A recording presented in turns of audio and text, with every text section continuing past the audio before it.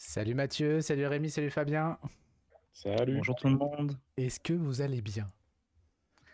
Eh ben écoute, ça va très Bon. très bien. Yes.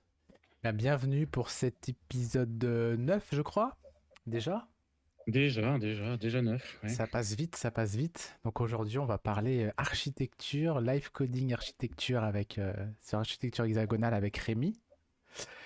Et Rémi, tu vas devoir te plier à la règle d'or de cette émission, qui est le jeu de la présentation, n'est-ce pas? Yes.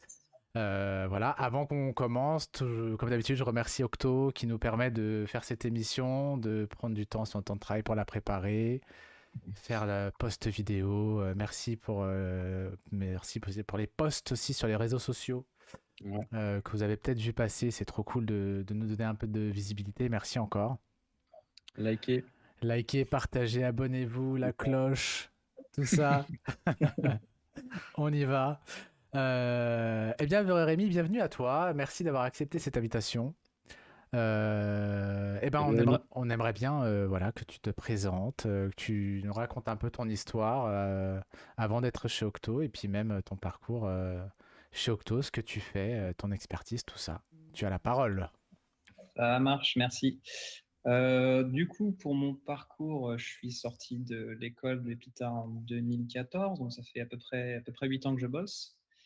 J'ai fait que du cabinet de conseil et principalement sur des missions assez courtes de 6 mois, 1 an. Donc ça m'a permis de voir pas mal de choses. J'ai pu tester beaucoup de frameworks différents, des gros frameworks qui font le café sur pas mal de langages différents. Donc, je me focalisais pas mal là-dessus, sur la connaissance des frameworks, approfondir les frameworks, etc. Les API, le back, tout ça. Et il y a quelques années, j'ai découvert l'univers un peu craft, donc tout ce qui est TDD, BDD, DDD, les pratiques même au niveau du tech leading, etc. Et ça m'a chauffé. Et c'est en grande partie pour soi que j'ai rejoint Octo. Euh, Octo, du coup, maintenant, je peux pratiquer au quotidien, donner des formations sur divers sujets craft, toujours en faisant du delivery à côté. Top. Peut-être préciser ce que c'est que du delivery pour les gens qui savent pas. Euh, et, c'est du développement de produits pour un client. Donc, c'est l'équipe de réalisation, si tu veux. Là où, à l'opposé, tu peux avoir du conseil, ou là, tu vas plus avoir des audits, d'autres choses comme ça. Mm. Ok, donc Top. du coup, pas mal de missions de delivery, un peu moins de conseils, sauf, on va dire, je peux considérer que les formations, c'est un peu du conseil quand même. Mhm. Mais voilà, surtout dans la tech et dans le delivery, quoi. C'est ça, Tu mets les mains dedans, comme on dit. exactement. Ok. Donc aujourd'hui, tu es là pour nous parler de l'architecture hexagonale, sauf si vous aviez des questions, Mathieu et Fabien. Oui, moi j'ai pas mal de questions du coup. C'est Ah, voilà, direct, allez. t'as vu pas mal de frameworks et est-ce que tu as des frameworks que tu mets bien ou en fait tu t'en fous maintenant du framework c'est plus. Euh, alors, j'aimais beaucoup Laravel, qui est un framework PHP qui est assez cool. Après, quand on en voit plein, la majorité se ressemble en vrai, hein. Si tu compares Django, Rails, Laravel, Symfony, Spring, c'est les mêmes concepts, les mêmes principes. Donc, une fois que tu en as fait deux, trois, tu vois un peu comment ça marche. Il y en a qui sont plus évolués que d'autres, il y en a qui sont mieux sur certains points, d'autres moins bien. Et voilà, et c'est intéressant, je trouve ça intéressant pour moi d'avoir eu ce parcours, et après sur Octo, avoir tendance à avoir des missions où les règles métiers sont plus compliquées, où justement le cœur applicatif a une réelle importance, et on veut mieux le protéger. Et du coup, on va passer sur d'autres types d'architecture, mais je pense qu'on en reparlera juste après. Et donc voilà, c'est quand est-ce que j'utilise un gros framework qui fait le café versus quand est-ce que je pars sur une archi custom, sur des trucs un peu où la courbe d'apprentissage est un peu plus élevée, où c'est peut-être un peu plus long à mettre en place, mais, euh, mais quand est-ce qu'on y gagne à faire ça, en fait, c'est une des grandes questions qu'il faut se poser. Ouais, parce que du coup, quand tu utilises un framework qui fait plein de trucs, Au niveau, tu disais d'isoler le métier, on rentre un petit peu dans le sujet. C'est plus compliqué qu'une stack, custom? Alors, c'est plus compliqué, ça dépend pourquoi. Il y a eu des gros progrès sur les frameworks, des gros travails sur les interfaces. Enfin, maintenant, sur les frameworks actuellement, tu veux remplacer ta base de données MySQL par du Mongo ou par du Postgre, tu changes un truc dans la conf et c'est plié. Donc, il y a Mmh. des gros efforts qui ont été faits là-dessus. Maintenant, tu as toujours une grosse dépendance à ton framework en lui-même. Si demain ton framework qui tombe, tu le vis mal, quoi. Tu le vis mal parce que tu as de l'active record, c'est-à-dire, par exemple, que tes modèles métiers, en fait, qui portent tes règles métiers, elles sont fortement couplées à ton ORM, à ta base de données, heu et ça peut faire mal. Voilà, pour l'exemple, je pense qu'il y a pas mal de gens qui ont eu le cas, quand on est passé d'Angular 1 à Angular 2+, c'est un peu la PLS, quoi. Mmh. Tu l'as vécu ou pas? Mmh. Je l'ai vécu, ouais. Ça avait l'air en tout cas. Yes. Et dans ce cas-là, comment ça s'est passé du coup la migration? C'était douloureux? Enfin, vous avez fait des techniques assez. Enfin, comment ça s'est passé du coup la migration pour toi? La migration coûte trop cher, donc on la fait pas. On reste sur du bon vieux Angular 1 qui marche. Maintenant, si on part sur des technos, un framework qui nous bloque dans la techno en fait, mais que derrière on s'aperçoit que c'est pas la bonne chose et qu'on veut changer, mais on est tellement couplé qu'on n'y arrive pas, il y a des techniques et ça c'est plutôt des techniques de travail avec du legacy. Ça dépend des tests qu'on a en place aussi. Si la stratégie de test est bonne et qu'on a bien testé notre application, peut-être que ça va pas être si douloureux que ça de changer, une brique technique, la base de données ou un framework ou autre, hein. Maintenant, si les tests ne permettent pas de faire ça, bah, la première étape, c'est de retester la base code de manière à ce qu'on puisse migrer. Refactory, quoi, ouais. Ouais. Yep. Bah, ça fait une belle intro en vrai sur les sujets Ouais. qu'on va un petit peu évoquer pendant cette heure et demie là. Je vais switcher sur ton écran, Rémi. Sur Yes, ton j'avais écran, sur encore le code ouais. que tu voulais partager. Je suis juste sur le README. Donc le titre de ce live, évidemment, c'est Live Coding Architecture Exa from scratch. Est-ce que tu peux déjà peut-être commencer par nous dire ce que c'est Qu'est-ce que c'est? voilà, l'architecture Exa? On entend parler de clean architecture aussi. C'est quoi tout ça? C'est quoi tout ça? Donc l'archi hexagonale, pour rester très très vague, mais vu qu'on va rentrer dans le détail après, je me permets de rester vague maintenant, c'est-à-dire que c'est une manière de designer son application. Et le but, on en a déjà un tout petit peu parlé, ça va être d'isoler la logique métier pour qu'elle ne dépende pas d'implémentation technique. Et donc quand on parle d'implémentation technique, on parle de serveurs, de framework, de bases de données, de services externes. Voilà, c'est-à-dire que si on veut remplacer une implémentation technique, un serveur, une base de données, bah, et ça paraît logique, hein, mais notre code métier, les règles métiers, ça reste les mêmes en fait. Si mon prix de je sais pas quoi doit pas être supérieur à 10 euros, pourquoi quand je change de base de données, ce code-là, il casse? Il ne devrait pas. Et donc le but de l'architecture hexagonale, c'est d'arriver à ce résultat-là. Et du coup, la grande question de tout à l'heure, c'est quand est-ce que je fais une archi hexa versus quand est-ce que je peux me bloquer, faire du code même en inline, n'importe quoi, un truc à l'arrache. Il y a plusieurs réponses possibles. La première, du coup, c'est quand ça fait sens d'isoler la logique métier parce qu'elle a de la valeur, parce que c'est vraiment ce qui apporte de la valeur à l'entreprise et on veut la protéger. On veut que dans 10 ans, ça soit toujours là, ça ne bouge pas. Mais on peut aussi utiliser ça pour retarder des choix techniques. Par exemple, je ne sais pas encore ce que je vais utiliser comme base de données, c'est pas grave. Je peux commencer à développer mes règles métiers, mettre une interface pour dire t'inquiète pas, plus tard, je vais avoir une base de données, je ne sais pas encore laquelle, et on peut comme ça retarder le choix technique.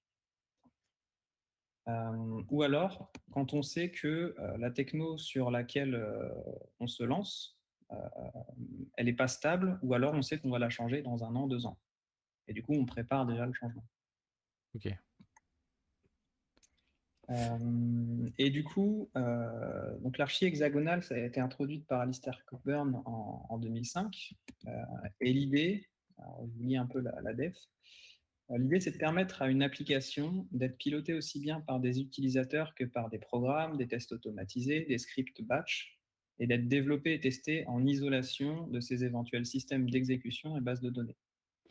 Donc, en gros, dans ce qu'il dit, il y a 3 parties. Il y a vraiment notre cœur applicatif, qui doit pouvoir être développé et testé en isolation de tout ce qu'il y a autour.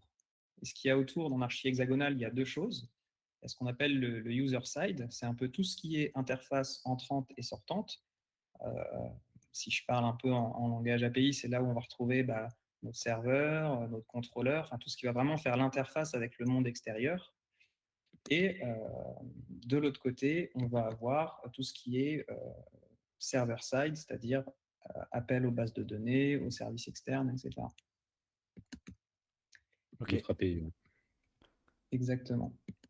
Voilà pour la petite intro. Et du coup, pour illustrer ça, avant de rentrer dans du code à partir de zéro sur un petit exercice, on a ce petit fichier-là, là, pour illustrer un peu. Donc l'idée, c'est que c'est un tout petit programme d'un blind test où, en gros, le but du programme, c'est de récupérer une chanson aléatoire, de transformer la voix du chanteur pour complexifier le truc et de renvoyer la musique. J'aime bien préciser aussi que on va utiliser cette archi si on a du métier. Si on n'a pas de métier, Ouais, on ne le fait c'est pas. ça. Donc c'est pas à mettre dans toutes les sauces, c'est pas le silver bullet comme on a tendance à le dire, le truc magique. C'est vraiment, enfin c'est une façon de faire son archi si on a des règles métiers, si on a un métier, des règles métiers. Mais si on n'a pas de métier, ça serait overkill, quoi. C'est ça. Et il y a de plus en plus de choses qui sont maintenant assez communes et qu'on peut faire très facilement avec des frameworks ou Tu même veux, autres, hein. Si on doit faire un blog, on ne va pas aller s'amuser à faire de l'archi hexagonale, quoi. tu veux dire Mmh. que sur nos fronts web, on ferait pas de cleanarchy, par exemple? Alors le front, c'est encore un autre sujet. Je te propose qu'on y revienne plus tard. Ok, Ouais, sujet vaste. J'évoquerai le sujet. J'évoquerai le sujet. ça marche. Il y a un truc auquel tu t'as pas répondu, si on peut revenir 30 secondes dessus, c'est on en parlait en off tout à l'heure, sur cette histoire de est-ce que l'archi hexagonale n'est pas une implémentation de la clean architecture? Ah, alors moi je vois plutôt ça à l'inverse. C'est-à-dire que l'archi hexagonale nous dit, tu as un hexagone, mets ta logique applicative dedans, protège-la, mets tes règles métiers dedans, protège tout ça. La clean archi, pour moi, c'est la même chose, mais ça apporte un peu plus de précision, parce qu'en archi hexagonale, on ne nous dit pas comment on doit structurer l'intérieur de l'hexagone. Là où en clean archi, on va nous dire l'important dans l'hexagone, c'est les use cases, les cas d'utilisation. Tu vas avoir ça. Mais après, c'est les mêmes concepts. La clean archi apporte juste un peu plus de précision. C'est pas le même langage, c'est pas les mêmes mots-clés. En archi hexa, on va retrouver user side, server side. En clean archi, on va trouver infrastructure et Gateway. voilà.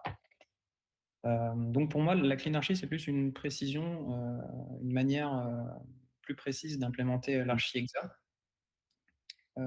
Et encore au-dessus, on peut parler aussi de DDD tactique, Domain Driven Design tactique, où là, ça apporte un peu plus de précision, encore une fois, sur l'intérieur de l'hexagone. Comment tu modélises tes règles métiers, comment tu fais en sorte que ce soit assez souple, etc. etc. Nice, merci pour la réponse. Voilà. Alors, s'il n'y a pas d'autres questions, je passe sur le petit bout de code qu'on a là. Du coup, le code, qu'est-ce qu'il fait? Il a une connexion Postgre. Voilà, la connexion Postgre, elle s'occupe de récupérer un son aléatoire. On en fait un nouveau son qui nous appartient. Et ensuite, on a une fonction qui met une voix aléatoire sur le son. Et on retourne le son en question. Et là, du coup, sur ce bout de code-là, on peut se demander, c'est quoi la valeur métier c'est quoi la valeur métier sur ce code? Et la valeur métier, ça va être la logique de remplacer la voix dans une chanson, voire même d'avoir une chanson aléatoire avec une voix aléatoire. Et tout le reste, en fait, on va dire que c'est du détail d'implémentation. Là, en l'occurrence, Postgre, c'est un détail d'implémentation. Alors, si on reboucle avec ce qu'on a dit juste avant, OK, alors du coup, là, ma logique métier, generate song, elle dépend de Postgre. Et elle en dépend littéralement parce que c'est un import. Elle importe vraiment la connexion Postgre. Et donc ça, au sens de l'archi hexagonale, c'est illégal. On n'a pas le droit de faire ça. En fait, pour respecter l'archi hexagonale, je devrais avoir la même chose, mais sans avoir Postgre. Alors du coup, là, vous allez me dire, ouais, c'est marrant, mais en même temps, si j'ai pas Postgre, où est-ce que je récupère mon son aléatoire? Mm. Et du coup, c'est là qu'on va se servir de l'inversion de dépendance pour justement faire en sorte qu'on puisse récupérer un son aléatoire, mais sans dire tout de suite que c'est Postgre. Comment ça marche en l'occurrence? On va juste mettre une interface entre les deux. Là, si je fais un petit constructeur, je vais avoir une song library, et de type song library. Tu as fait une petite pause, je crois, sur son. C'est le Tout à fait. reviewer. C'est mon clavier, ça. Hop, j'ai une interface. Et ici, en fait, je vais pouvoir dire get random song. On va tourner. Ah, ça lag un peu. Hop. Voilà. Et en fait, ce que je vais faire, c'est que je vais injecter une instance une implémentation de cette interface. En fait, ici, du coup, il n'y a plus Postgre qui va apparaître. En fait, ça te permet de cacher l'implémentation de ton Postgre, en fait, si je comprends bien. C'est ça. C'est-à-dire que je vais juste faire const song égale Pourquoi tu 10. précises pas Postgre? Attends, 2 secondes, je finis cette ligne. 10 son library, point, get random song. Et donc là, à ce niveau-là de generate song, j'ai plus de détails d'implémentation qui apparaît. Et derrière, par contre, effectivement, je vais utiliser Postgre. Au moment où je vais compiler mon application, je vais utiliser Postgre. Et du coup, j'aurai bien une implémentation de cette interface où je vais dire la classe Postgre Song Library. Du coup, cette classe-là, elle va implémenter la Song Library.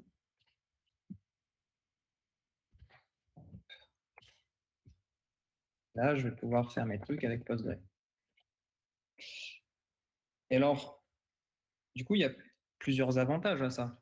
C'est que à tester, ça va être plus simple, parce qu'en fait, avec le code que j'avais avant, tester, c'est compliqué. Enfin, tester, c'est pas en soi compliqué, mais je suis obligé de faire avec Postgre, quoi. Alors que là, vu que je me suis abstrait de Postgre, ma logique métier, ma logique applicative, elle est plus simple à tester, parce qu'elle ne dépend pas d'une implémentation technique externe. Et pareil, demain, si je veux plus Postgre, mais que je veux MySQL, par exemple, ou Mongo, j'aurai qu'à refaire une classe qui implémente l'interface. Et quand je lance mon app, plutôt que d'utiliser Postgre, j'utiliserai l'autre. Ok. Voilà un peu l'idée. Et du coup, Même pas une base de données d'ailleurs, hein. C'est n'importe quoi oui, d'externe oui, qui stocke quelque c'est chose, ça. des sons. C'est ça. Mais du coup, est-ce que ça t'a souvent arrivé de changer l'implémentation changer l'implémentation? En vrai, non. En 10 ans de dev, là, enfin 8-10 ans, c'est Euh, c'est intéressant. Hein. C'est une très bonne question. C'est une question qui Ça a revient. dû m'arriver 5-6 fois en tout. Certaines fois pour d'excellentes raisons, d'autres fois pour de moins bonnes raisons. Le meilleur exemple que j'ai, on va dire, c'est qu'on avait un Algolia et du coup, on avait une interface pour notre moteur de recherche. Donc, on avait une interface moteur de recherche et on pouvait chercher par mots-clés, chercher par machin. Et on avait fait le travail d'abstraire ça, justement, de le mettre sous une interface. Et derrière, on avait une implémentation avec Algolia. Le truc, c'est qu'Algolia, ça facture vite. C'est quoi Algolia? Alors, Algolia, c'est une solution SaaS de moteur de recherche. C'est comme alors pour vulgariser encore plus, c'est comme une grosse base de données qui est spécialisée pour faire de la recherche. Donc, par exemple, si tu es sur Amazon et que tu cherches quelque chose, c'est le moteur de recherche qui te ressort les meilleurs résultats. C'est un peu comme Elasticsearch, enfin un truc comme ça. Et ben justement, Algolia, ça coûte vite cher parce que c'est une solution SaaS. Et l'idée, en fait, c'était de remplacer Algolia par Elasticsearch parce que ça allait coûter moins cher. Et du coup, bah, si tu prévois ça et que tu interfaces ton moteur de recherche, c'est facile. Mais si tu ne l'as pas fait avant, ça peut vite être compliqué. Yes. Il y a un deuxième point au-delà du remplacement de framework ou d'une migration de, je sais pas, d'un Postgre vers un Mongo ou whatever, on s'en fout. C'est typiquement quand on a besoin de faire fonctionner une application sans ces bases de données-là et qu'on a besoin de faire un mode démo très rapide ou quoi.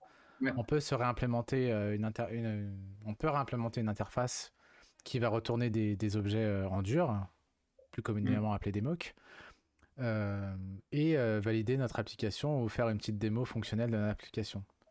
Donc il n'y a pas que le gain de on prévoit une migration et du coup voilà, il y a aussi ce gain, moi je trouve qui est intéressant, de pouvoir s'abstraire d'une implème et avoir une implème in memory par exemple. Surtout au début. Surtout au début, carrément. Et qui nous permet de ne pas attendre, je sais pas, un service qui n'est pas encore développé ou quelque chose comme ça, quoi. Voilà. Et c'est le temps de réfléchir aussi, parce que par habitude, on peut choisir tout le temps un Postgre. Et ça, c'était une autre solution, finalement, 3-4 mois après, qui était mieux. Donc, on se laisse ce temps-là aussi pour pouvoir intégrer cette brique. Carrément. Mais cette question de Mathieu, franchement, je trouve qu'elle est super importante et elle revient souvent, c'est pourquoi on fait ça.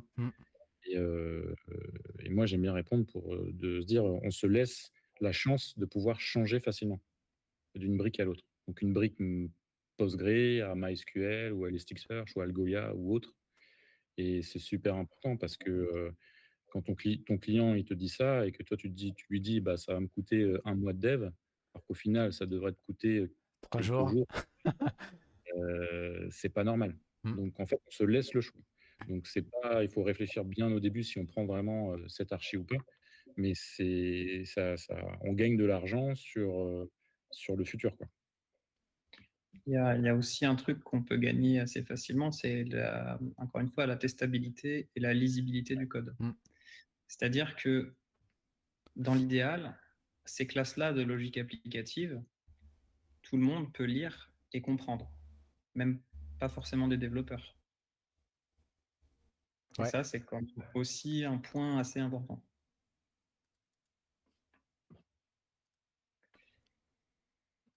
Ok, juste pour finir du coup, donc on a parlé d'interface, d'inverser les dépendances pour ne plus dépendre d'implémentation. Alors juste pour caler les mots de l'architecture hexagonale, donc cette interface-là là, qu'on va venir caler entre l'implémentation et la logique applicative, en archi hexagonale, c'est ce qu'on appelle un port. Et pour un port, on peut avoir un ou plusieurs adapteurs. Et donc les adapteurs, ce sont les implémentations de ces interfaces-là.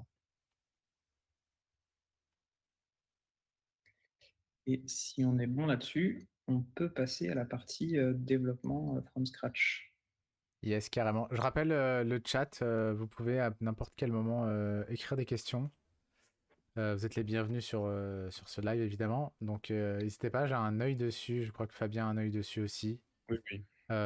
N'hésitez pas, on relaiera les questions à Rémi si vous avez des questions pour Rémi ou pour nous d'ailleurs, peu importe. Mais voilà. Plus pour Rémi quand même. Hein. Plus pour Rémi quand même. Ok. J'ai fait un petit encart à retenir, c'est juste au cas où, mais on va pas repasser dessus, on en a parlé. Donc l'idée de ce petit exercice, c'est de faire une archi hexa à partir de 0. Et on va parler d'une bibliothèque municipale. Donc, ah, on a une t'as bibliothèque changé municipale. Hein? T'as changé? J'ai changé? Il a changé le coquin. Non, je mets le contexte juste. C'est vrai? Tu voulais pas parler de la réservation de livres? Ou Si, tu veux c'est faire les juste deux? après. Non, on va pas Ah, faire les deux. ah d'accord, ok, autant pour moi. Je mets le contexte avec ça et puis on fera l'autre. Ah ok, ça marche. Du coup, il y a une partie de l'application qui a déjà été développée, qui est toute la partie gestion de la bibliothèque. Et donc la gestion de la bibliothèque, c'est quoi? C'est on peut ajouter un livre, on peut ajouter un livre, récupérer des livres, retirer des livres, bref, on gère sa bibliothèque quoi, avec diverses règles métiers. Et nous, ce qu'on va développer maintenant, une fois que ça a été fait, alors ça a été fait, voilà, ça a été fait par nous, mais sur un service externe, on n'y a pas accès, etc. Ce qu'on va développer nous maintenant, c'est la réservation d'un livre. Et donc l'idée, c'est de pouvoir réserver un livre depuis son titre, de se dire que les réservations de plus d'un mois elles disposent de 10% de réduction, que si le livre il est en édition limitée, il y a une majoration sur la réservation de 10 euros. Et évidemment, si un livre est déjà réservé, on ne peut pas le réserver, hein, s'il y a des périodes de réservation qui se chevauchent, et envoyer un email récapitulatif au client une fois que la réservation est terminée. Et on est parti. Donc ça, Beau c'est les projet. règles métiers. Donc ce que le client demande à toi en tant que développeur, du coup, à développer, quoi. Voilà, ça peut être ça, par exemple. Et alors, du coup, l'idée là de cet exercice, c'est bien sûr de le faire en archi hexagonal. On va certainement aborder d'autres notions, aller un peu plus loin, peut-être aborder des notions de clean archi, des notions de DDD. J'essaierai d'être le plus précis possible en développant. Et l'idée, c'est qu'on va faire le kata, du coup, on va faire que la partie hexagone. C'est-à-dire qu'on va faire que la logique applicative et on va voir qu'en fait, on peut quand même déjà aller très loin sans avoir besoin de serveurs, de bases de données, etc. Est-ce que, là, je vois que tu vas faire du TypeScript. Heu, est-ce que, tu peux faire ça dans n'importe quel langage? Oui, c'est ça qui est bien aussi. Vraiment, le langage importe peu. Il y a des langages où ça va peut-être être un peu plus contraignant. Je pense à Python où il n'y a pas d'interface, je crois. Mais globalement, le langage importe peu. Ok. Du coup, je vais commencer par écrire un nouveau test. Hop, file. On va faire réserver livre. Faut que je te follow. Je crois que tu peux pas voir de toute façon quand je commence à écrire un fichier. Ok. Du coup, hop, describe. Réserver un livre. Du coup, on a dit quoi? On a dit qu'on pouvait réserver un livre depuis son titre. L'idée là, c'est de faire le cas le plus simple, de faire vraiment une implémentation assez bateau. Donc là, tu le fais en TDD, hein, aussi pour rappeler, tout le Ouais. monde. Du coup, ce qu'on Test peut driven faire, development. juste à partir du titre.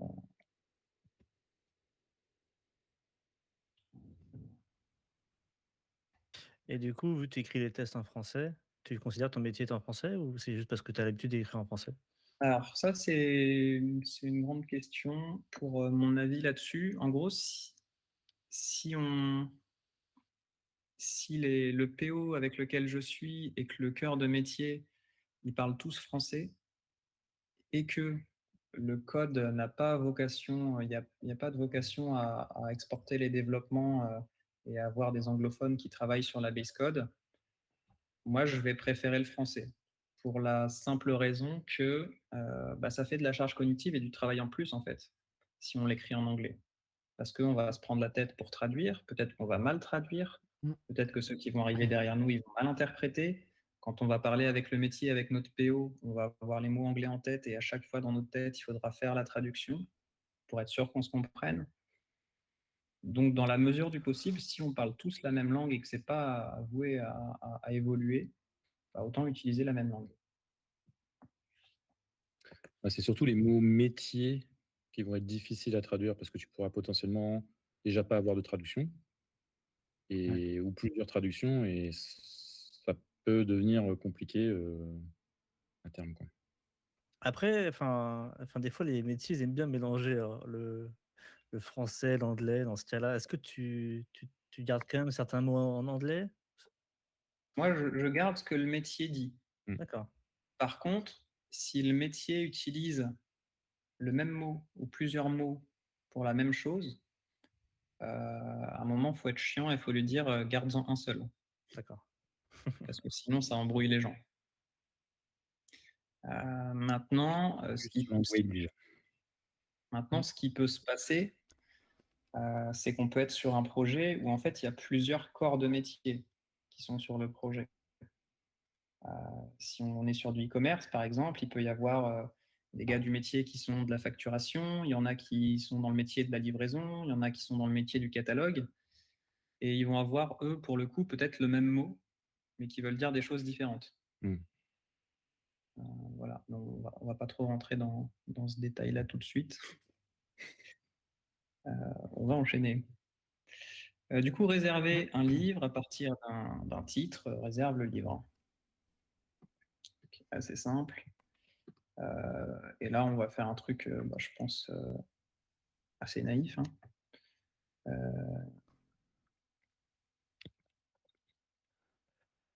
Expect que la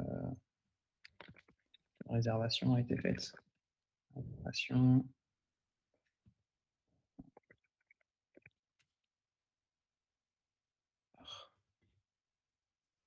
Ça lag un peu, ça lag beaucoup. Ah, ça lag chez toi en local? Ouais, C'est bon ça.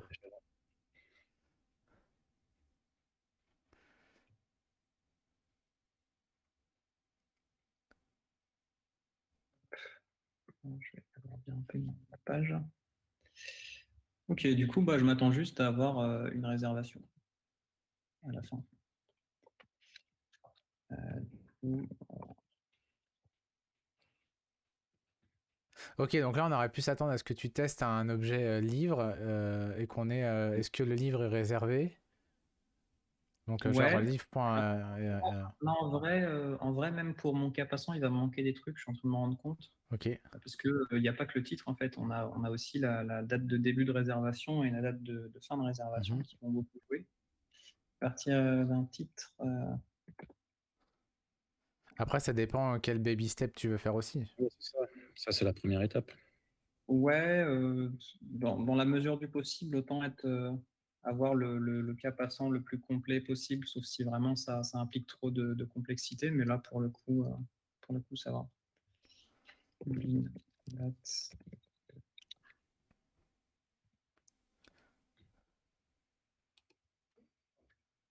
Là, ok, j'ai le titre d'un livre, j'ai une date de début, une date de fin, je peux réserver le livre. Ok.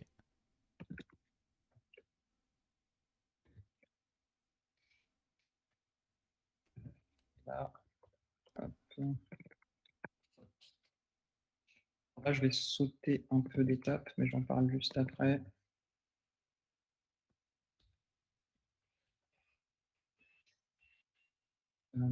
Alors, le titre.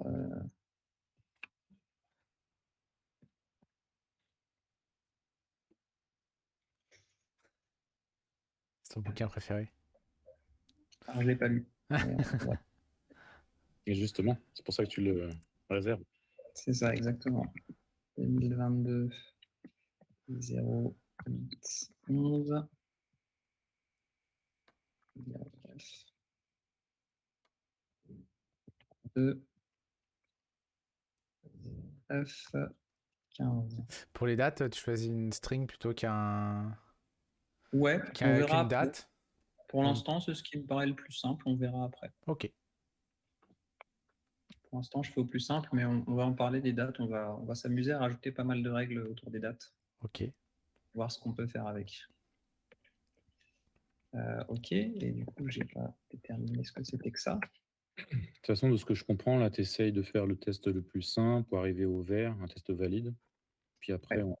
tu refactores en fonction, quoi. Ouais. Hop. Ah, donc là, j'ai des choses qui n'existent pas. J'ai réservation. Il ne veut pas me faire une classe. Il ne veut pas me faire une classe. Je vais les mettre ici pour l'instant. Alors j'imagine que tu es en train d'utiliser ton IDE pour créer des fichiers, c'est ça? Yes. Alors, On je voit crée pas les fichiers, je les mets au-dessus là pour d'accord. l'instant, comme ça on reste pas loin. Parce que je crois qu'on voit pas les modales, sur Ouais, Twitch. Oui, on ouais. les voit pas, ouais. Mmh.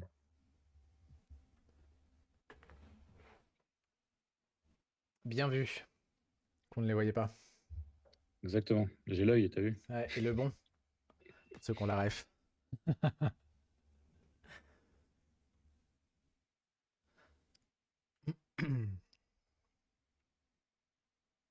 Ok, donc là j'ai rempli tous les trucs.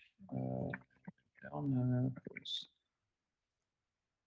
Réservation. Alors pourquoi il n'est pas content lui? Parce que tu retournes un booléen et tu dis que c'est une instance d'un objet réservation. Ok. Sinon, tu fais réservation tout pitrou, mais Alors je vais virer le test basique que j'ai fait juste avant pour voir si mon setup il marchait. Et je vais lancer les tests. Ok, bah, du coup là j'ai mon test qui passe pas parce que je ne Alors, je renvoie le vois. pas une réservation.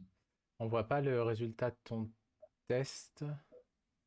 Est-ce que tu peux euh, share de la console Euh, alors ça me dit que tu es dessus là. Ouais, mais je ne le vois pas quand même. Tu peux pas scroll en haut. Non, Ah. Euh, euh. t'es sur le local shared là, c'est ça? Ouais, ouais. Attends, j'en refais un autre. Tu la vois toi, Mathieu? Toi aussi qui es dessus? Moi, je la vois, donc c'est pour ça que je sais pas. Hop, j'en fais un autre. Ah là, c'est bon. Là, Ouais, ok. c'est bon. Donc là, voilà, on a notre test qui passe pas. Bah non, c'était bon et c'est plus bon. What the fuck. Bon. quand Bah, c'est ouais, je sais bien. attends, si je le On lance enchaîne. moi. Ah, je peux pas. Ouais, ok, c'est pas grave. Ok. Alors, du coup là, euh, on a fait, euh, on a fait un objet qui nous permet de réserver un livre, qui a une fonction execute. Alors ça, bon, je l'écris là, c'est un peu particulier. Là, on a introduit une notion peut-être un peu de cleanarchy qui est le use case, le cas d'utilisation. Mmh. Et donc, en fait, c'est une classe qui souvent a une méthode qui souvent s'appelle execute. Après, si on peut trouver un nom de méthode qui est plus explicite, il ne faut pas s'en priver. Mais voilà, l'idée, c'est que cette classe et cette fonction, elle va contenir notre logique applicative. Elle va orchestrer, entre guillemets, la logique applicative et le métier. On va le voir après. Et du coup, bah, une fois que je réserve mon livre, je m'attends à ce qu'il me retourne la réservation. Donc là, on va juste faire passer le test tout simplement. Return new réservation. Là, normalement, si je relance le test, il devrait passer. Voilà. C'est vraiment une implémentation basique, hein, la réservation. Je ne lui ai même pas mis le titre, date de début, date de fin. Mais c'est pas grave, on va passer au test suivant. Et le test suivant, hop, qu'est-ce qu'on a Alors, on peut commencer déjà à regarder des trucs assez marrants. On va faire la réduction déjà. Du coup, il y avait une règle qui disait sur le README, les réservations de plus d'un mois disposent de 10% de réduction. Ouais. Pop, pop, pop, pop. Donc là, tu vas rentrer dans la gestion des dates, du coup. On va rentrer dans la gestion des dates. Mais on va faire peut-être plus simple au niveau de la gestion des dates d'abord. Non, en fait, avant la gestion des dates, on va faire un truc plus important. On va faire qu'est-ce qui se passe si le livre n'existe pas, en fait. Ok. On a dit qu'on avait déjà développé une partie qu'on n'a pas sous la main, mais qui a une API qui est dispo, sur laquelle on pouvait aller récupérer un livre ou des livres. Mhm. Mais si le livre il n'existe pas, logiquement, on ne peut pas le réserver. Ouais. Et du coup, on va faire ce test-là. Ah, j'ai pas les droits en fait sur ta machine, c'est pour ça que ça marche pas, je pense. Donc, avec le titre un livre qui n'est pas dans la bibliothèque.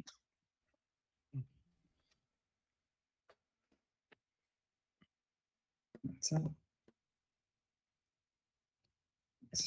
envoie une erreur.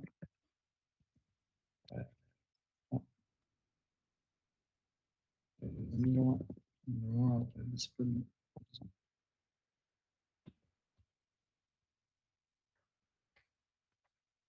Ah, qu'est-ce que j'ai fait de mal? Ça. Je Je- pense que c'est. Ouais, voilà. Ouais. Et du coup, là, globalement, on va avoir la même chose.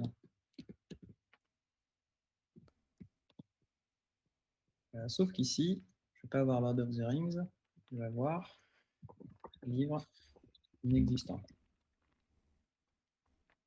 Et là, je m'attends à ce que le résultat de ma fonction de réservation ce soit une instance d'une erreur livre inexistant erreur. Je vais faire une interface.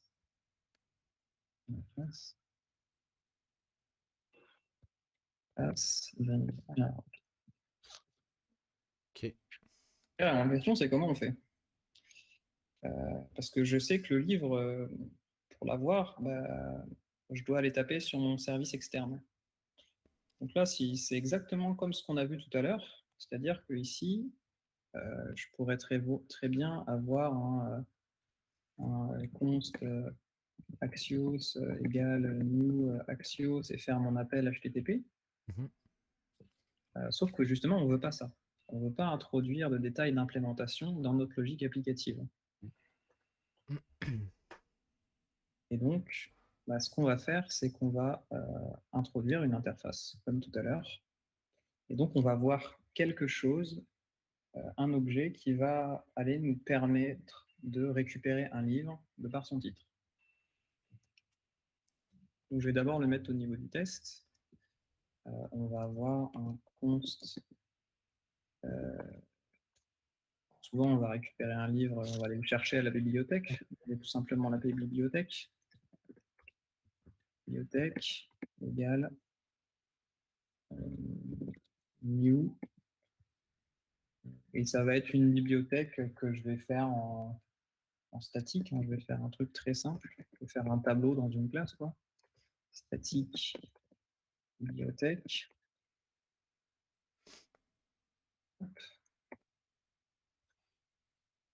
Du coup, là, mon use case, ma classe réservée à un livre, je vais lui donner cette bibliothèque. Ok. Il y a plutôt bibliothèque l'instance. Ouais, pardon.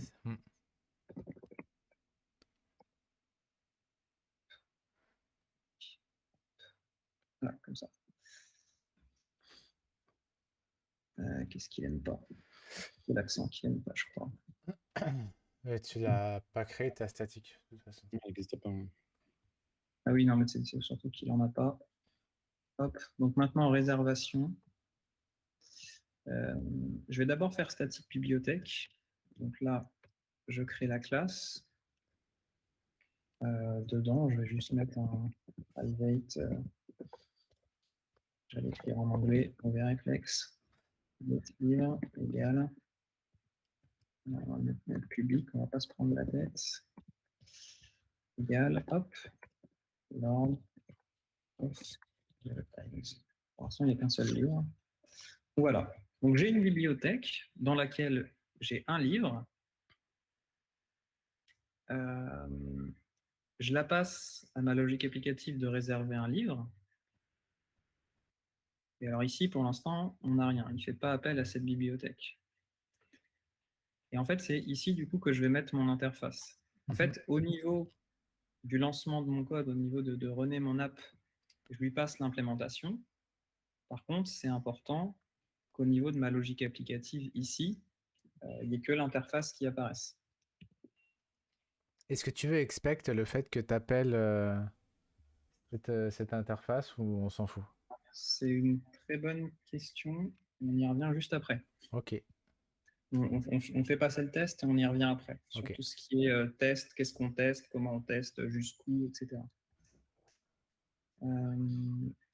Du coup, là, on va avoir une bibliothèque. Type bibliothèque. Et interface. Et dans cette bibliothèque, on a dit qu'on pouvait, si je relis le README, on peut récupérer un livre depuis son titre. Ouais. On va mettre récupérer un livre de son titre. Alors, je fais un nom à rallonge, hein, j'espère que ce soit explicite. On aurait pu juste mettre récupérer un livre et le paramètre titre, mais bon. Soyons explicites. Titre. Qui nous renvoie Un livre. on renvoie un livre. Un livre, c'est un truc qu'on n'a pas. Tu peux t'abstraire à partir de son titre, puisque dans ta signature, tu as déjà le mot titre, donc Ouais. pas forcément obligatoire. Alors, je l'ai ici, c'est vrai. Mais quand je vais l'utiliser, je vais peut-être pas avoir ça sous la main. Et du coup, quand je vais l'utiliser, je vais faire récupérer un. Ah si, il va me le mettre quand même. Ça dépend de l'IDE pour le coup. Ouais, ton IDE, il va t'aider. Ça dépend de l'IDE, mais ok, hop. Arrêtez, après, un livre avec le titre en paramètre. Il renvoie un livre. On va commencer à mettre ça dans d'autres fichiers parce que ça commence à être un peu lourd. Je vais juste créer ce que c'est un livre pour nous. Et un livre, bah, pour l'instant, pour nous, c'est juste un titre, en fait.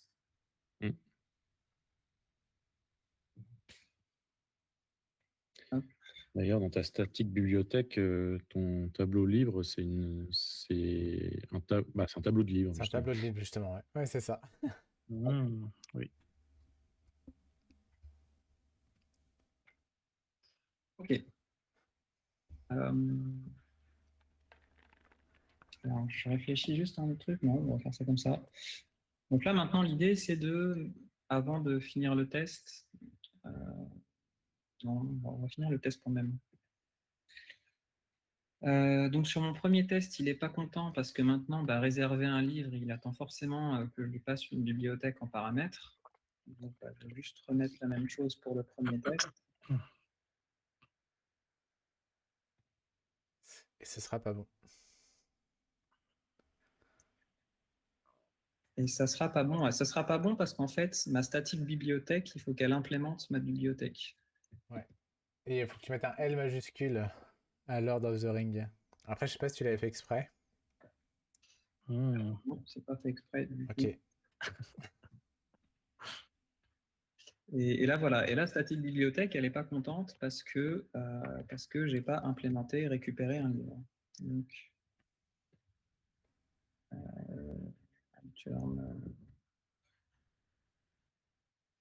Tu peux. alors, je vais faire un truc très moche. Ouais. On y revient après. Du coup, c'est pas la même signature. Ouais. Ouais. Voilà. Ok. Et du coup, là, alors, si je lance les tests, ça va pas marcher. Ça va pas marcher forcément. J'ai un buffer de 1. Je peux pas le paramétrer ça. Parce que tu t'attends à avoir une erreur en fait. Alors, je vais finir d'implémenter, return new livre. C'est ton test not found qui ne marche pas en fait. Hein? C'est ton test qui renvoie une erreur qui est cassée. Le premier test. Ouais. Le premier ou le deuxième du coup? Le premier a marché, donc c'est la récupération d'un livre. Ouais, c'est normal. C'est normal parce que j'ai pas implémenté récupérer un livre en fait. Donc là, il faut juste que j'aille chercher dans ma bibliothèque. Si je le trouve pas, je renvoie nul. Si je le trouve, etc. Le nul, on y revient juste après. C'est pas très esthétique. On va le changer après. Ok. Pour l'instant, on fait simple. Donc, const titre. Alors là, c'est. Alors, du coup, ouais. Ok. Égal 10.livre.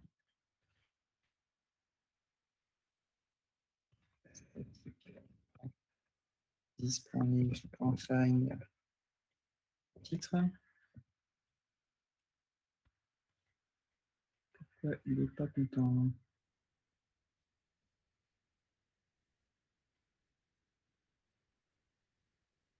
Parce qu'il faut que ce soit une collection de livres, peut-être, pour que ce soit plus simple, ou tu voulais construire le livre à partir du tableau de string. Je peux pas faire un find sur un tableau en JS? Si, tu peux, mais faut que tu. Le find n'existe pas. Le find n'existe pas? Non, tu mets le doute, mais Si, il existe le find. C'est juste Ah, qu'en bah, fait, faut que tu déclares. je l'utilise tellement pas que. En fait, il faut que tu englobes titre par des parenthèses au niveau de ton find. Ou sinon, Alors, au niveau de mon find, ouais. englobe ça de parenthèse. Puis après, tu fais une fonction, tu fais titre. Bah, le problème, c'est que du coup, ta constante que tu as mis dans ton. est identique par rapport aux paramètres. Donc, tu changes de nom ici, je pense. Alors, je sais ce qu'on va faire. On va plutôt faire ça. Hop. Objet avec dedans titre. Hop, comme ça. Ouais, voilà. On pourra dire livre ici. On pourra faire livre.titre est égal à titre.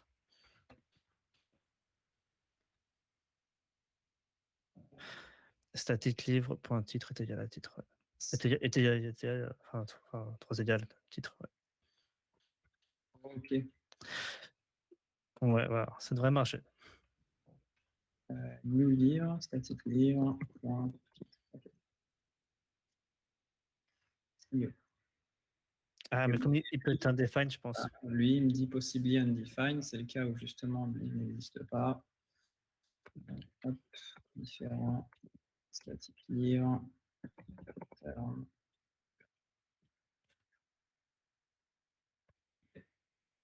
Ok. Et là, du coup, ça va toujours pas passer parce que. Toi, tu voulais une Parce exception qu'en fait, dans notre classe de logique applicative, on n'appelle toujours pas. Oui, aussi. Ouais. On n'appelle toujours pas la bibliothèque. Et donc là, livre égale bibliothèque 10. Ouais, comme ça.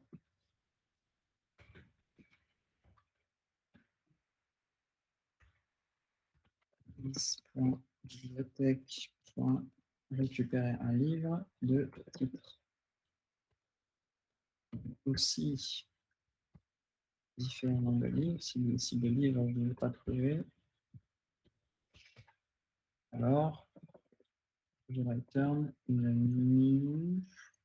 Et là, on a dit livre inexistant, erreur. Yes. Et là, normalement, le test passe.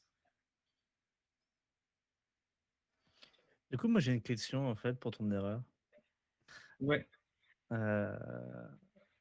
Enfin, pourquoi avoir fait une classe comme ça et pas vraiment des erreurs, enfin, héritées d'erreurs avec un try catch éventuellement, enfin. Yes. Alors, je te propose qu'on mette les classes et les fonctions et tout dans des fichiers et juste après, on en parle parce qu'effectivement, il y a des choses à dire dessus. Et sur mon histoire d'expect, là, de tout à l'heure, expecter le fait que tu as bien appelé ta dépendance. Ouais, juste après aussi. Ok. Donc on met les fichiers dans les classes dans des fichiers, on parle de gestion d'erreurs et on parle de tests. Où, comment, etc. Alors du coup, on veut faire une archi exa. L'idée, c'est de placer ces classes, ces interfaces au bon endroit. On a dit tout à l'heure, il y avait 3 endroits.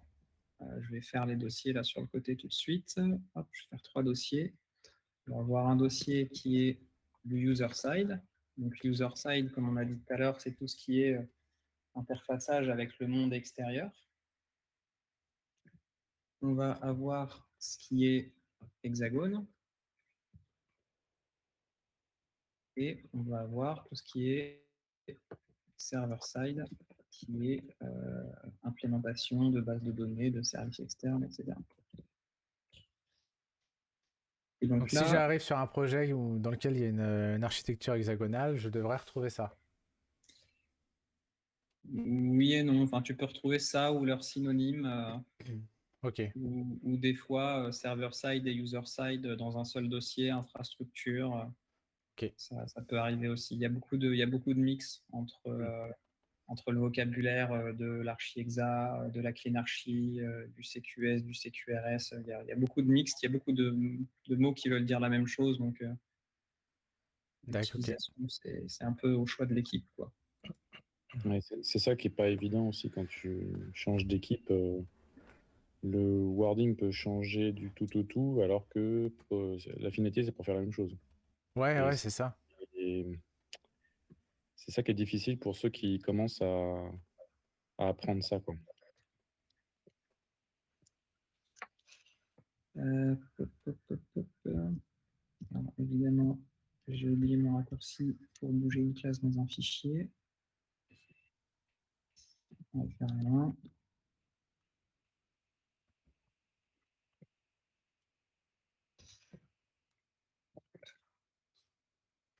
Et en fait, vu que Mathieu, tu es sur le, je vais te laisser le faire, comme ça je peux continuer à parler en même temps. Juste avant, globalement, qu'est-ce qu'on va mettre dans Hexagone? Bah, c'est tout ce qui est logique applicative. Donc on a réservé un livre. On a aussi l'interface bibliothèque. C'est assez métier, il n'y a rien de technique dedans. J'ai une bibliothèque, je peux récupérer un livre. Le livre également, ça va être de la logique métier, du métier. Tout ce qui est livre inexistant, tout ce qui est réservation, en fait tout ce qui parle, on a un doute, hein, une bonne approche qui ne marche pas forcément à tous les coups, mais tout ce que le métier comprend, partout où j'ai pas de technique, globalement ça va aller dans l'hexagone. Parce que bah, s'il n'y a aucun mot technique, c'est que c'est de la logique métier, c'est que c'est du métier, c'est que ça se comprend par n'importe qui, et je vais aller mettre ça dans l'hexagone. D'accord. Et là, de ce qu'on a, alors côté user-side, on n'a rien, parce qu'en fait, on n'a pas fait d'API, on n'a pas d'appel REST, on n'a pas de contrôleur, on n'a pas de tout ça. Par contre, dans server-side, le truc qu'on peut déjà mettre, c'est notre statique bibliothèque. Parce qu'au final, c'est une petite base de données qu'on a fait comme ça. Donc si on fait un parallèle avec l'architecture, le user side, c'est plutôt ce qu'on aurait à gauche. Ouais. Et le server side à droite, en sortie. C'est ça. En fait, j'ai pas les droits pour déplacer les trucs. Ouais, je pense que c'est pour ça aussi que Ok, je vais je peux pas essayer grand chose. Ouais. Alors, je vais essayer d'être rapide. Non, en fait, je peux. Ok, je vais créer juste le fichier pour réserver un livre. Réserver un. Ce qui serait cool, c'est de montrer le schéma quand même, parce qu'on parle de gauche-droite, user-side, client-side. Ouais. Peut-être le schéma avec ce fameux hexagone d'ailleurs. Alors, bah, si quelqu'un peut justement partager le schéma pendant que moi je mets les fichiers au bon endroit, ça peut être cool. Ouais. On en appelle à la régie. On en appelle à la régie. J'arrive. Est-ce que la régie nous entend? Oui. Est-ce que la régie va y arriver? Je ne sais pas. On n'avait pas prévu ça. Non, mais c'est pas grave. Je vais revenir dans ce mode-là. Je vais faire comme ça. J'essaie de faire un truc pas trop dégueu, évidemment. Ça marche pas. Tac, architecture. Le problème, c'est que tu vas pas le voir, toi, Rémi. C'est pas grave, moi je suis en train de speeder pour mettre mes fichiers, mes classes dans les bons fichiers. Je sais pas quel truc présenter.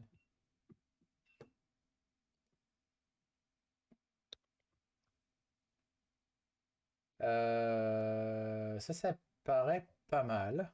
On va partir là-dessus. On va partir là-dessus. Paf. On y retourne. Donc voilà la fameuse architecture hexagonale, donc avec les adapteurs à gauche et à droite. Donc c'est ça que je disais un petit peu gauche-droite, je sais pas pourquoi ils avaient... Oui voilà, c'est des adapteurs. Et donc sur la partie de gauche, c'était plutôt le client-side, donc avec soit une interface utilisateur, c'est ça, IU, soit des adapteurs de test, ce qu'on a un petit peu vu là dans ton exemple de code Rémi. Adapteur de journalisation, je sais pas trop ce que c'est, ça doit être des traitements batch, je pense. Et des lignes de commande, évidemment. C'est une CLI, ouais. Une CLI. Et à droite, bah voilà, on retrouve adapteur SMS, courriel, SGBD, fichier, whatever you want. On pourrait très bien mettre un adapteur in-memory pour je sais pas trop quoi. Donc voilà, c'est ça que je disais. Et dans une clean architecture, bah, c'est pareil, quoi. Quand on a notre contrôleur avant notre use case, là, c'est la partie. On a souvent même l'écran, le contrôleur, le use case. Donc on est bien encore à gauche. Donc quand on parle de gauche-droite, ça marche pour les deux architectures. Voilà un petit peu ce qu'on voulait illustrer en disant ça. Et le métier est isolé donc dans cette hexagone. Voilà, dans l'application noyau, là, c'est marqué ça sur la page Wikipédia. Donc c'est pour ça qu'on ne sait pas trop comment structurer, parce qu'en fait, ça ne nous dit rien. Il y a juste un hexagone et vous mettez vos métiers et en fait, vous vous débrouillez, quoi. C'est ça. Alors que la clean archi va un peu plus loin avec la notion d'entité et de use case. Voilà. Oui, puis de présenteur aussi, encore ça, de repository. Là, on n'a pas parlé de tout ça, mais... Ouais. Mais là, c'est en dehors de l'hexagone. Oui, bien sûr, c'est en dehors de l'hexagone. C'est dans les Ouais. implèmes. Ok. Ok, du coup, j'ai mis les classes dans les bons fichiers. On a nos tests qui passent. Et du coup, dans l'hexagone, on a beaucoup de choses là. Et dans le server-side, on a notre statique bibliothèque qui, pour l'instant, fait office de base de données pour nous. Gestion d'erreurs. Si on va sur ma bibliothèque, qui est notre interface. Alors, si on rentre un peu plus loin dans tout ce qui est clean archi et domain driven design, on découpe encore l'hexagone. Là, j'ai tout au même niveau, mais on peut encore séparer des choses. Et pour le coup, notre interface bibliothèque, c'est vraiment quelque chose de métier. Je peux récupérer un livre dans une bibliothèque. C'est mon PO qui me dit ça, c'est le métier qui dit ça, oui, on peut faire ça, ça marche comme ça. Et donc moi, je retranscris là dans mon hexagone, dans mon métier tel quel, sans détail d'implémentation. Maintenant, le métier, il va me dire, alors, je peux essayer de récupérer un livre dans une bibliothèque, mais je peux ne pas le trouver. Et là, du coup, c'est là où, en fait, j'ai l'impression qu'on retranscrit mal, de par le nul ici. On retranscrit mal ce besoin. Si ça, le métier peut le lire, là, en l'occurrence, le métier, il a du mal à le lire. Il va lire nul. Ça aurait été un peu plus propre d'avoir, par exemple, livre non trouvé, par exemple. Et là, c'est compréhensible pour tout le monde. Et quel est le rapport avec les erreurs? Parce que bon, ça peut être considéré comme une erreur ou comme un comportement. Mais le problème, du coup, dont tu parlais tout à l'heure des try-catch, des throws, si on jette une erreur, par exemple au niveau de notre statique bibliothèque, là, si ici je ne le trouve pas, bah, je fais un throw. Et qu'en fait, le throw, c'est un peu bâtard parce que je le récupère quelque part en haut. Mais je ne sais pas trop où, n'importe où. Ça peut être au niveau de mon contrôleur, ça peut être au niveau de mon réserver un livre, ça peut être plus haut, ça peut être vraiment n'importe où. Et on a moins de contrôle et surtout ce qui se passe, c'est que dans notre signature de l'interface bibliothèque, bah, je ne vais plus avoir ça. Et du coup, le métier qui lit ça, il dit « Ah bah récupérer un livre, je récupère forcément un livre. C'est bizarre, pourtant je peux des fois ne pas le trouver. » Alors là, c'est valable parce que tu es en TypeScript, mais en Java, tu peux avoir des @throw euh, et donc les avoir quelque part avec la Yes. décoration de la méthode. Bah, ça pourrait être cool, mais ça fait un moment que j'ai pas fait de Java. Et on n'a pas ça, on n'a pas possibilité de faire ça en test. Mm. Je sais pas, en vrai. Alors, je sais pas. En gros, l'idée, de toute façon, peu importe comment on gère les erreurs, c'est que j'aimerais bien, dans l'idéal, Le voir là. ici, le voir ici, d'une manière ou d'une autre, hein, que ce soit en annotation, que ce soit ici, Mm. peu importe comment. C'est mon métier. S'il y a quelque chose qui va pas qui va pas, ou si j'ai plusieurs comportements à la sortie, dans l'idée, je veux le voir apparaître. Non, c'est canon en vrai. J'avais pas trop pensé à ça, mais c'est vrai que c'est cool. Plus que d'avoir des pipes nuls là, qu'on retrouve sur beaucoup de projets, n'est-ce pas? Et qu'on sait pas trop ce que c'est, enfin, à quoi ça correspond. Là, au moins, c'est clair. Si ça hérite pas de error, c'est même pas grave à la limite. Je Ouais, c'est l'ai cool. déjà, j'avais déjà écrit en fait ces livres inexistants. Hop. Sachant que pour la petite histoire, le créateur de Nul a lui-même dit dans une conférence qu'il s'excuse d'avoir créé ça parce que ça a coûté des milliards et des milliards et des milliards de dollars à l'industrie informatique parce que ça a généré tellement d'erreurs cette histoire C'est que vrai. s'en est excusé. Donc en fait c'est un anti-pattern de mettre des nuls, des none, des whatever, enfin je sais pas les autres dans les autres langages comment ça s'appelle, undefined, tout ça. On devrait pas faire ça. On devrait toujours retourner quelque chose. Hop. Ça, je trouve ça élégant en fait, cette façon de faire maintenant. Ouais, moi aussi. Tu vois, j'étais pas trop fan du pipe quelque chose et tout. Euh, Mais via l'explication, ça me. Ouais, maintenant, on sait vraiment que la méthode, Ouais, c'est pas magique en fait. Les erreurs, des fois, c'est un peu magique. C'est pas trop d'où ça vient. Enfin, Alors Alors que là, après, il peut y avoir des downsides, hein. C'est-à-dire que bien là, sûr. pareil, je suis dans mon hexagone, dans ma logique applicative. Euh, Là, mon cas d'utilisation, à mon use case de réserver un livre, du coup, signé, j'ai euh, T'as voulu j'ai envoyer quelque chose, Fabien? Ah, j'ai envoyé l'URL justement par rapport à ce que Ah je ouais, disais. les URL sont pas permises dans le. Ok. On le mettra en description de la vidéo. Ouais. Donc là, voilà, si je veux le signer lui, là, ce use case-là, je peux envoyer une réservation ou un livre inexistant. Mais plus on va avancer dans le temps, plus on va avoir de règles et plus on va avoir de cas à la marge de ce que potentiellement la réservation de livre nous renvoie. Et là, on peut arriver avec des 20, 15, 20 pipes. Et là, il faut trouver d'autres solutions, quoi. Donc, il y a Ouais. toujours un petit côté. Ouais, parce qu'on va pas faire Bon, 20 c'est instances compromis, off. quoi. Ouais, côté client, on va pas faire 20 instances off non plus pour Ouais. savoir. D'ailleurs, bah, même dans mes tests, hein, les instances off, c'est pas forcément. Il y a plein de manières de faire. Ouais. Ok, on devait parler de gestion d'erreurs. Là, on est limité un peu par le langage. Dans d'autres langages, ça serait Bien plus sûr. facile de gérer un ensemble d'erreurs, différentes erreurs. Et on devait parler des tests. Oui, sur les Euh, expects de. ouais. Là, là, les tests qu'on a fait, on a testé l'ensemble de notre hexagone. On a testé tout notre hexagone. Donc, si je refais un mini schéma en bas en ASCII art, magnifique, on a, des commentaires sinon il ne va pas aimer, on a le user side, on a l'hexagone, on a le server side. Et dans l'hexagone, on a plein de trucs. Dans l'hexagone, on a use case, on a des classes métiers, on a d'autres choses.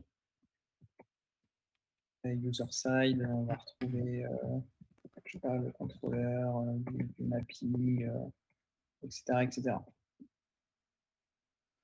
Ok. Là, du coup, ce qu'on vient de faire, c'est qu'on a fait des tests sur l'hexagone d'un bloc.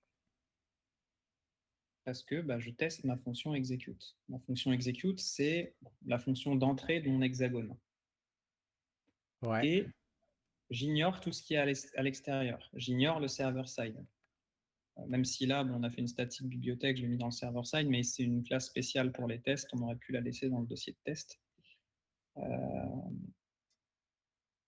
Donc, je teste mon hexagone en isolation.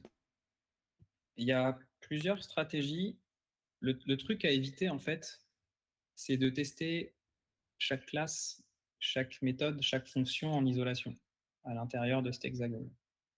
L'avantage de tester l'hexagone d'un bloc en isolation, c'est que si je veux refactorer mon code à l'intérieur de l'hexagone, rajouter des sous-classes, rajouter des trucs ou quoi, mais sans changer le comportement de l'hexagone, bah là, mes tests, ils vont toujours marcher.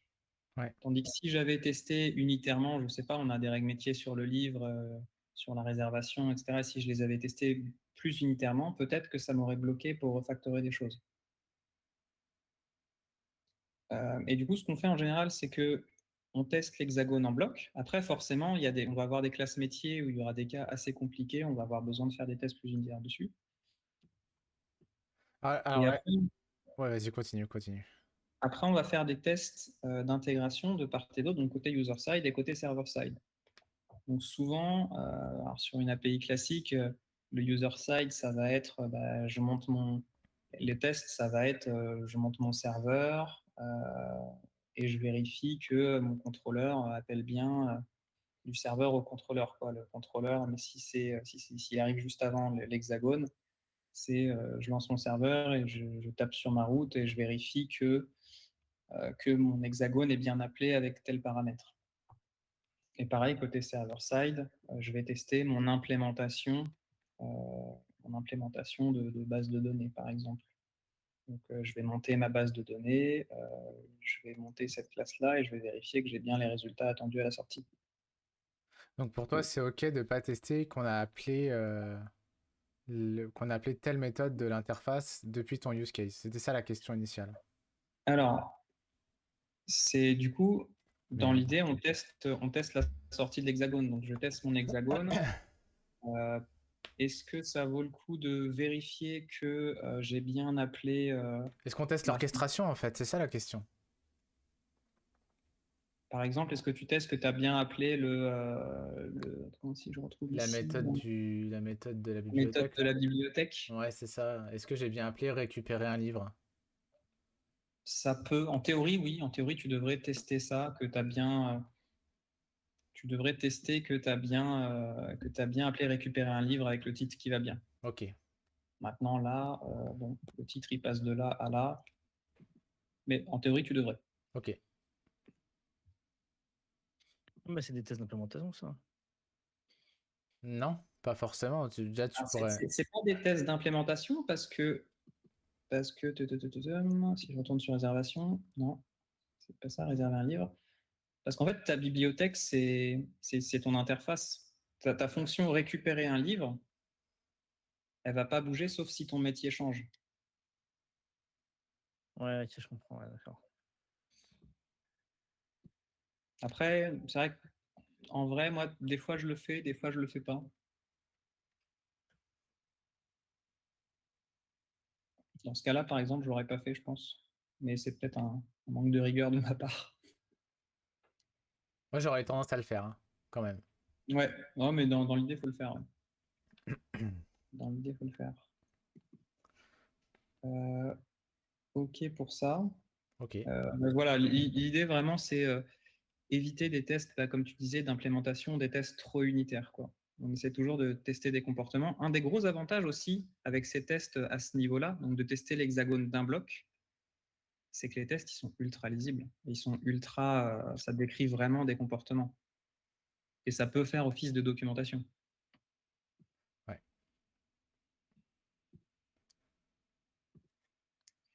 Ok, il nous reste un quart d'heure. Oui. Oui, Ça va vite, hein, ça va très vite. ça passe très vite. Ok, on va parler de date un peu. Parler de date. On va peut-être faire du pseudocode à partir de maintenant, juste histoire de voir d'autres notions.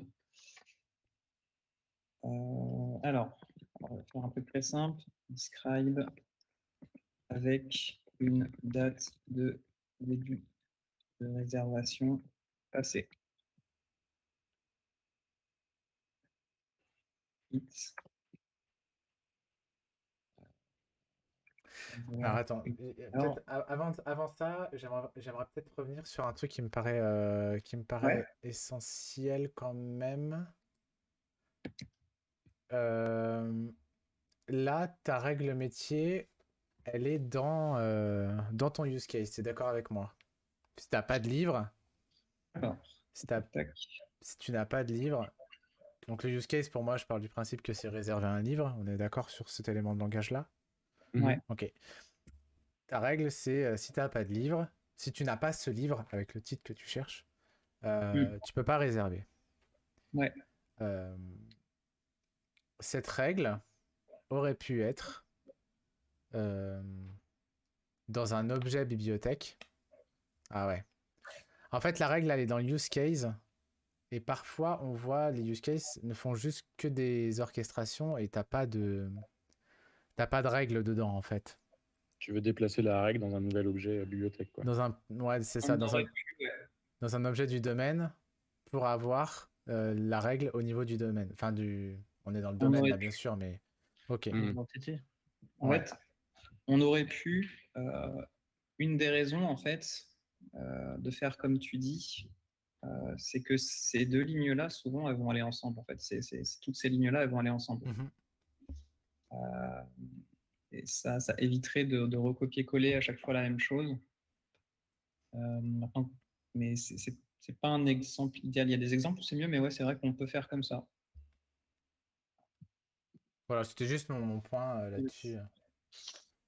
Mais est-ce que c'est OK quand même, là, ce qui a été fait, finalement? En vrai, moi, ça me C'est convient. OK, hein, c'est classique. Hop. L'avantage de ça, c'est que de toute façon, on peut refacto de façon très simple, puisque nos tests seront complètement verts, même en refactorant, en implémentant un nouvel objet métier type bibliothèque avec cette Mm. règle. Par contre, ton hostess, il est pas bon. Hein? Ton hostess, il est pas bon, je crois. Attends. Pourquoi? Tu avais dit que ta méthode récupère un livre, maintenant ça retourne plus nul, mais ça retourne soit livre, soit livre, non, Ah oui. livre Ah inexistant. oui, ouais, t'as raison. Instance off. Ouais, j'ai pas relancé mes tests, shame. Mais du coup, ouais. Est-ce que c'est bien ce type-là? Je sais pas si c'est ce type-là.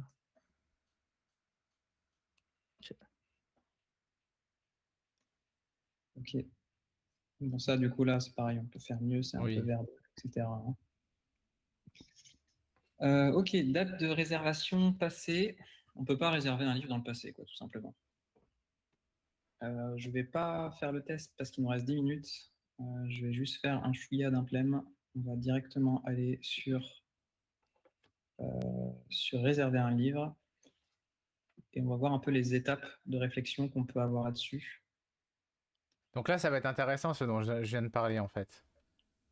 Oui, On pourrait se dire, on rajoute un if, on regarde les dates. c'est ça. Exactement. Donc là, la manière classique de vérifier, c'est if. Je ferai vraiment un pseudocode, hein, il va y avoir du rouge partout.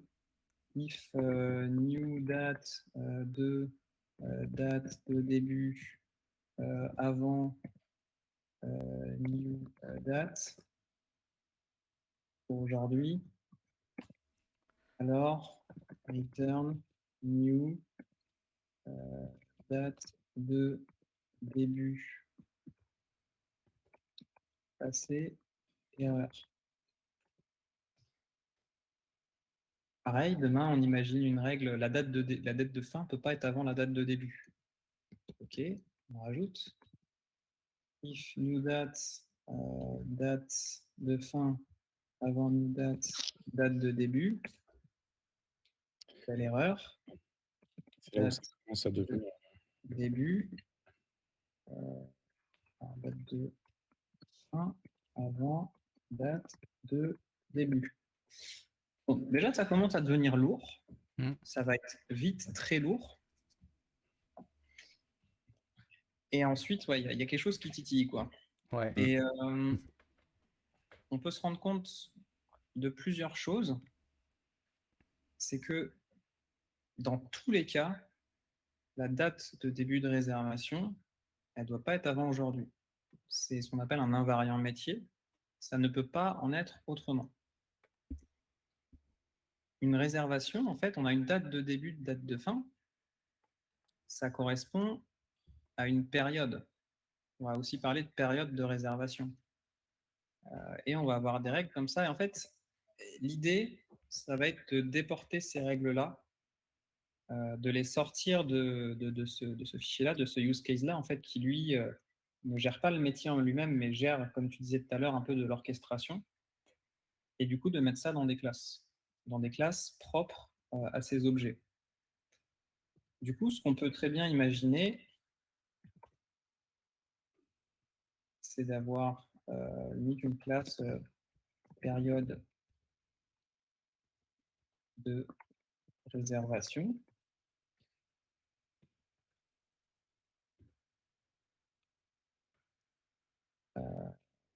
Et il y a des invariants. Du coup, on sait qu'une période de réservation, on ne pourra jamais la construire. Du coup, on va faire un tac. C'est comme ça. On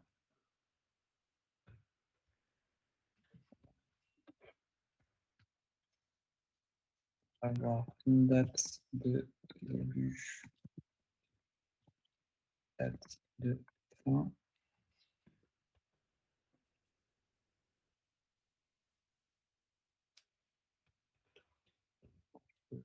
Je vais ça juste après, consultant.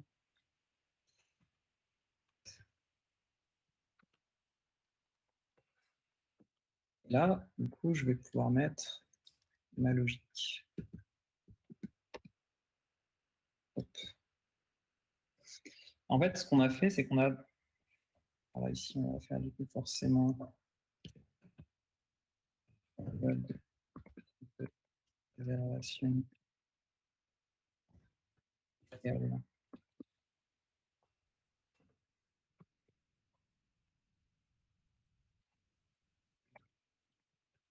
Fin. Du coup, ce qu'on a fait, c'est qu'on a déporté la logique vers un objet métier qui est autoportant. Et en fait, hop, je vais mettre même le constructeur en privé. Je ne pourrai jamais avoir une période de réservation sans ces règles-là. En fait, il ne me permettra même pas de la construire. Ouais. Ok. Et il va y avoir d'autres avantages aussi. Alors ça, en domain-driven design, du coup, c'est ce qu'on appelle les value objects. Mais je vous laisse aller chercher, on n'a plus beaucoup de temps. Et on va pouvoir faire des trucs très cool avec ces périodes-là. On va pouvoir, par exemple, comparer deux périodes, si un jour on a besoin de comparer deux périodes, avec des fonctions à l'intérieur, etc. Et c'est des fonctions qu'on n'aura pas à des endroits où on n'est pas censé les avoir. Ok. Voilà, je ne sais pas si on a le temps d'aborder autre chose en 5 minutes. Je pense pas. Non, pour moi, c'était une bonne intro en tout cas. J'avais une petite dernière question, si en 2 minutes Bien sûr, peut-être. ouais. Pourquoi la période de réservation, tu l'as pas mis dans le execute à la place de date de début et date de fin? Ah ouais. Ah, très bonne question. En fait, ici, on est à l'entrée de l'hexagone.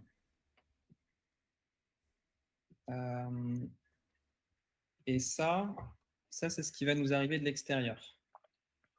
Alors, de l'extérieur, ça veut dire que dans un premier temps, peut-être que c'est mon contrôleur qui va appeler ce use case-là. Et peut-être que demain, ça sera un script batch. Peut-être que plus tard, ça sera je ne sais pas quoi, n'importe quoi, un truc en console juste. Et du coup, ça, tu veux que ça marche pour tout. Mhm. Le problème ici, si tu mets période de réservation, hop, période, c'est que tous les gens qui vont vouloir essayer de venir appeler ce use case, ils vont devoir connaître ça, période de réservation. Mm. Ça va être moins simple. Ça va être moins simple. Maintenant, c'est possible, et d'ailleurs, en vrai, quand là tu commences à avoir beaucoup de paramètres, tu peux très bien les wrapper autour d'un objet, hein. Tu peux très bien faire, tac, alors, c'est ici, classe, enlever, en,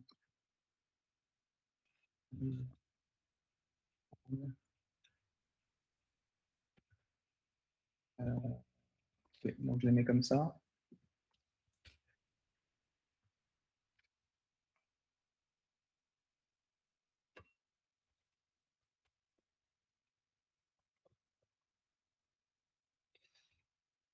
En fait, bon, tu te retrouves avec le même problème que j'ai dit, mais voilà, tu sais que ton use case, l'interface d'entrée de ton use case, c'est ça. Mmh. Et en effet, bah, toutes les personnes, toutes les outils, les choses qui essaient d'appeler ton use case doivent connaître cette interface d'entrée. De la même manière que de toute façon, ils devraient connaître les paramètres. Oui, bah oui. Après, moi, j'ai peut-être une question, mais c'était. Enfin, je sais qu'il y a pas mal de gens qui aiment bien, enfin, en TypeScript, utiliser l'interface pour les objets et d'autres des classes. Est-ce que tu as un avis sur ça? Oui. Mmh. Oui, tout à fait, tout à fait, tout à fait. En fait, quand tu es en tout cas sur de l'écriture, ce que j'entends par écriture, c'est quelque chose qui va venir altérer ton système, la mise à jour d'un champ, là, la réservation en l'occurrence, quelque chose qui va venir altérer ton système. Bah, en fait, tu vas aller bouger des trucs et je préfère avoir des classes parce que tu vas avoir de la logique applicative. Par exemple, si tu veux, pour, une réservation, mettre à jour la période de réservation, en fait, moi, je m'attends à voir dans ma classe réservation, une méthode, mettre à jour la période de réservation et je trouve ça logique de le faire dans ma réservation. Là, si tu as une interface, où est-ce que tu le mets? C'est un peu plus compliqué. Ok. Par contre, pour tout ce qui est lecture, bah, en effet, tu peux avoir que des interfaces. Tu as pas besoin d'interagir sur les choses, à la limite, c'est pas très grave, quoi. Ok, cool. Ça marche, merci beaucoup. D'autres questions? Non, je pense qu'on peut s'arrêter là. On peut s'arrêter là. Eh ben, arrêtons-nous là. Après cette heure 28 pour l'instant de talk sur l'archi Exa. Moi, j'ai bien aimé le mode vraiment petit pas par petit pas là. Et la délivrance au début, je me disais, ah putain, on voit pas bien où on va. Dans le sens où on avait tout le code dans le test. Et après, voilà, comme on a classé les fichiers, tout ça, parce que c'est la grande question aussi des développeurs qui commencent un peu dans le métier, qui arrivent sur une archi comme ça, c'est mince, mon code, je le mets où, dans quel répertoire? C'est la grande question à chaque fois. Quel code va où? Et donc là, c'est chouette d'avoir pu voir. Comme c'est libre, Hmm, c'est aussi l'avantage et l'inconvénient, c'est libre, donc du coup, tu fais ce que tu veux. Donc du coup, ça peut être le foutoir ou pas, ou exactement, ouais. chaque projet a sa façon de penser, chaque développeur a sa façon de penser. Donc, Mais là c'est, tu vois, du coup, on comprend ce concept d'hexagone et ce qu'il faut mettre dedans. Donc après, voilà, il faut définir dans l'équipe un terme qui nous va bien. Mais on voit tout de suite, c'est clair maintenant en ayant vu ça, savoir quelle classe va où. Encore une fois, le gros objectif, c'est dans ton hexagone, n'importe qui peut aller dedans et comprendre. Si on garde ça en tête, en théorie, ça devrait bien se passer. Ok. Je pense qu'on fera un. Je sais pas ce que t'en penses, Rémi, mais peut-être une deuxième partie. Il y a des trucs. J'aurais bien voulu qu'on parle sur la communication entre hexagones, par Oui, j'ai exemple. pas aussi aller plus vite. On n'a pas eu le temps d'aborder ça. Voilà. Mais c'est Ouais. normal, hein, c'est normal. Avec Sébastien aussi sur TDD Code Legacy, on n'avait pas pu tout voir. C'est compliqué de voir tout en. Merde, Ouais. rien, je fais tomber un truc. De voir en 1 heure et demie tous les aspects, c'est compliqué. non, mais c'est bien de prendre son temps aussi, parce que Mm. c'est un sujet quand même assez gros, assez complexe. Et le fait de prendre son temps aussi, moi, je trouve ça bien, hein, parce que moi, le premier quand j'ai commencé à apprendre ça, c'est vraiment pas évident, quoi. En tout cas, c'est cool que tu aies fait un live coding, enfin, tu vois, de montrer pas à pas les choses avec les tests en plus, ça, découpage après, sur un cas plutôt simple, et qu'on peut arriver à ça, et comme c'est un kata, hein, tu peux le refaire, refaire, refaire, refaire pour te muscler, là-dessus. Je trouve ça trop bien de partager comme ça, ouais. Plutôt Ouais. qu'un énième, une énième, comment dire?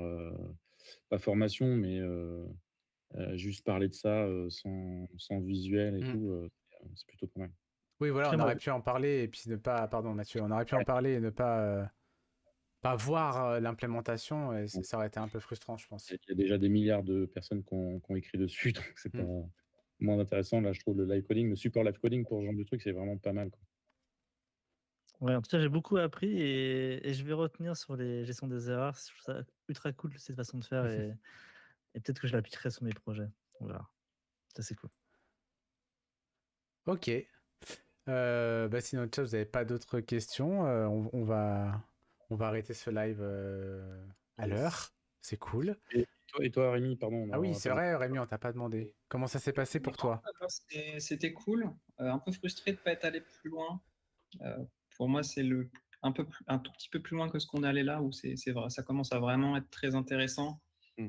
Je pense que si des gens ont suivi et connaissent pas du tout, il y a plein de problèmes en fait qui arrivent derrière. Ouais, Enfin, il y a plein de questions qu'on se pose derrière. C'est OK, on a fait ça et après quoi? Et après comment je fais ça et tout donc Est-ce que ça te heu, motive pour venir nous en parler pourquoi pas? en partie 2? Pourquoi pas? Trop bien. Ok. Eh ben, je vous souhaite une bonne soirée et yes. on se Bonne revoit soirée. au plus tard dans un mois. Merci. Bonne soirée. Salut, Ça marche. ciao. Allez, ciao.